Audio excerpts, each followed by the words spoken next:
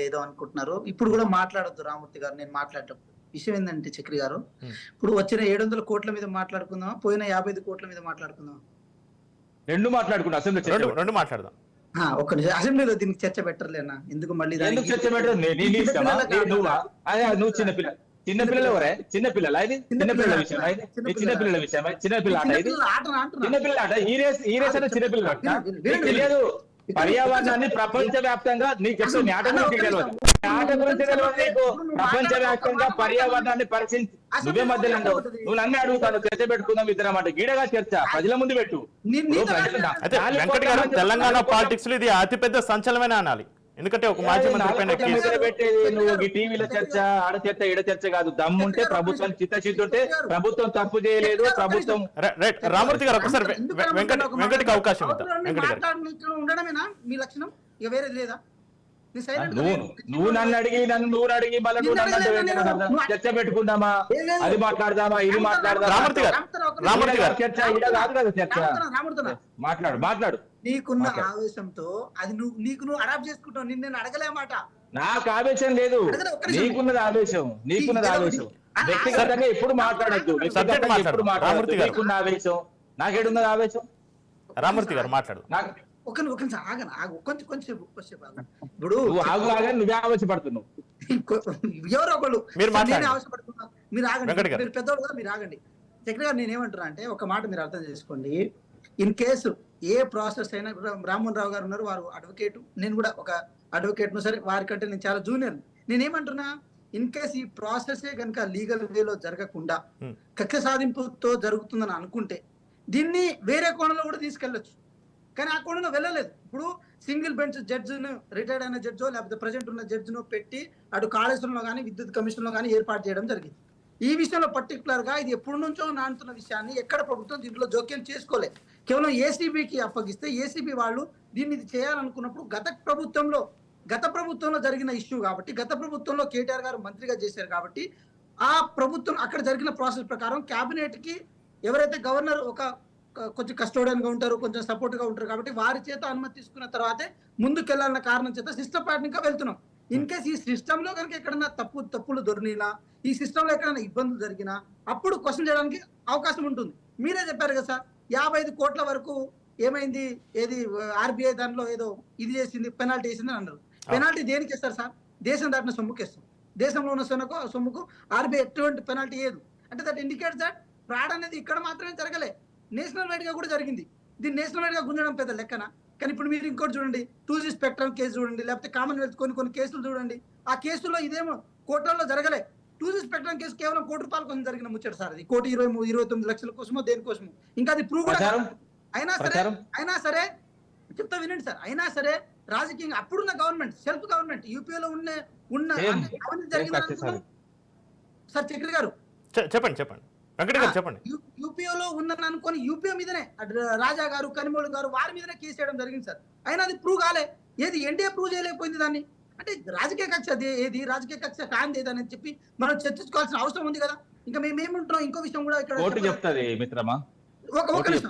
ఒక్క నిమిషం రామూర్తి, ఒక్క నిమిషం. నేను ఒకటే స్పష్టంగా చెప్తున్నా, రామ్మోహన్ రావు గారు, మనం కూడా అర్థం చేసుకోవాల్సిన విషయం ఏంటంటే కేవలం ఫెసిలిటేటర్ మాత్రమే రామ్మోహన్ రావు గారికి. ఇక్కడ గవర్నమెంట్ కేవలం ఫెసిలిటేటర్ మాత్రమే, పైసలు ఖర్చు చేయాల్సిన అవసరం లేదు. ఇప్పుడు నక్లెస్ రోడ్డు లాంటి ఖర్చు పెట్టాలని నీకు ఆ విషయం తెలుస్తుంది.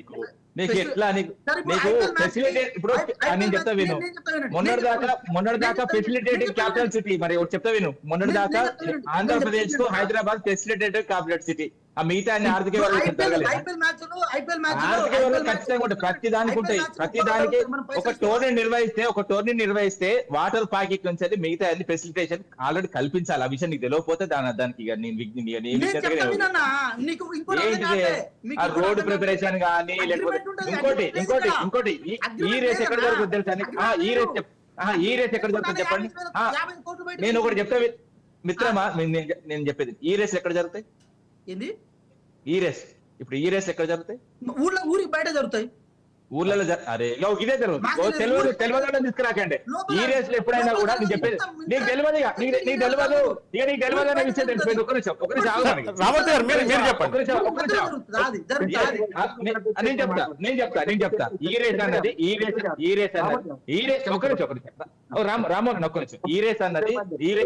నిమిషం ఈ రేస్ అన్నది ఎక్కడ జరుగుతుంది అంటే ఏదైతే ఆర్థికంగా అభివృద్ధి చెందిన రాష్ట్రాలలో ఏదైతే క్యాపిటల్ సిటీ లో పెద్ద పెద్ద క్యాపిటల్ సిటీ లో ఎక్కడైతే కాలుష్యం ఎక్కడైతే ఎక్కువ ఉన్నదో అక్కడ ఆ కాలుష్యాన్ని నివారించడానికి ఏదైతే ఈ రేస్ సంబంధించి ఆ ఈ రేస్ వచ్చి ఏదైతే ఆ వెహికల్స్ వచ్చి మీరు డీజిల్ తోని పెట్రోల్ తో నడపకండి వెహికల్స్ ను మీరు ఏదైతే ఈ పొల్యూషన్ రహితమైన ఈ రేస్ ను ఏదైతే బ్యాటరీ చార్జెస్ కానీ ఇంకా వివిధ రకాలైన ఏదైతే సంబంధించిన సోలార్ కానీ అవన్నీ సంబంధించిన ఈ రేస్ సంబంధించిన వెహికల్స్ వచ్చి ప్రాతినిధ్యం వహించి ఒక మంచి మెసేజ్ ఇచ్చి వెళ్తాయి. ఏదైతే సెంటర్లో నడుస్తాయి ఏదైతే ఏ సిటీలో అయినా సెంటర్లో నడిచే కార్యక్రమం అది ఊరు బయటికి తీసుకుపోయి నడిపించేది కాదు మిత్రమా. అయితే రామూర్తి గారు మీరేమో ఇది రాష్ట్ర ప్రయోజనాల కోసం మంచి కోసం మీరు అంటున్నారు. ఈ రేసు నిర్వహణ వల్ల ప్రజలకు ఇబ్బంది తప్ప ప్రయోజనం లేదని ఈ రేసును రద్దు చేసింది రేవంత్ సర్కార్. నేను చెప్తా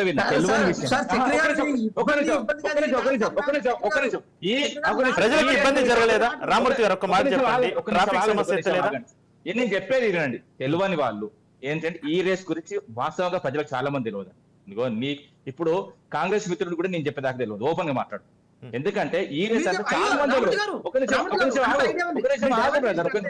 నా మాట విని చెప్పేది తెలియంది ఎవడు ప్రపంచంలో ఎవరి నాతో పాటు చెప్తున్నా నేను చెప్తా నాతో పాటు చెప్తున్నా ప్రపంచంలో ఎవరికి అన్ని విషయాలు తెలియవు. ప్రతిరోజు నేర్చుకుంటాడు జ్ఞాని. నాకు మొత్తం నాకు మొత్తం వచ్చు అనుకుంటాడు అజ్ఞాని అని చెప్తున్నా. నా జర మాట విని. ఎందుకంటే ప్రజలకు తెలియదు ఈ రేస్ గురించి. తాను ఏదో కార్లో ఒక నిమిషం ఆగు బ్రదర్.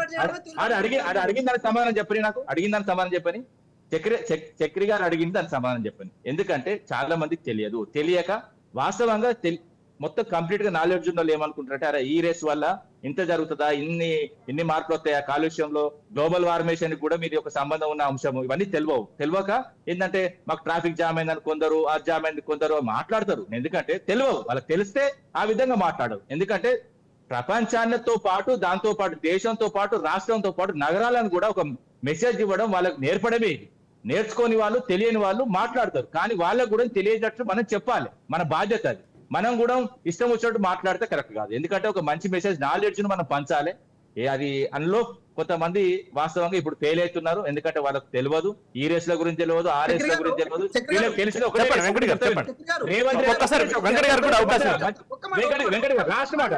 లాస్ట్ మాట